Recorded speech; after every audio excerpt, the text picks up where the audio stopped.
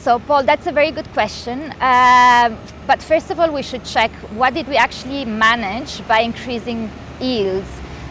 So, for instance, if we look at what happened here in Europe, the Common Agricultural Policy was born out of after the Second World War, when there was scarce food in Europe, indeed to increase yields. What soon happened was that we had mountains of food that were then dumped on third countries with all the negative consequences on those countries. And even with all the technological advances, if you think of the Green Revolution, which was basically this revolution in agriculture that happened in the last 50 years with the higher use of pesticides, of fertilizers, indeed to increase yields, we have more yields, but we have food waste, and we have still a huge number of people who are malnourished worldwide.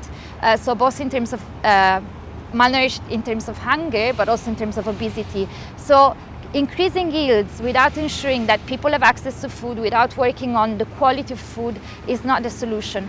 And GMOs, they are not by far the solution. If you look at the GMOs being produced nowadays, it's mostly cotton, which we do not eat, and corn that is fed to livestock to then produce meat for us.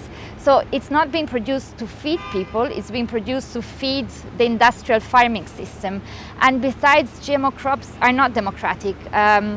There are copyrights, there are trademarks. If you buy a GMO, you become, as a farmer, you become totally dependent on the company that produces that GMO. You end up in a loop where you are not a farmer anymore, where you make your own decisions on what to grow and what to sell, but you become an operator essentially for the multinational company.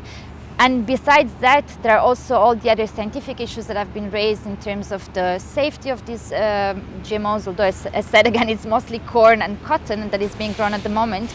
And also in terms of the feasibility of that kind of farming that requires a very high input of pesticides and fertilizers. And then again, it has shown, there are data that show that these do not work. So the solution to feeding the world is local food system, food biodiversity, and the respect of people's choices as to what they want to grow and eat.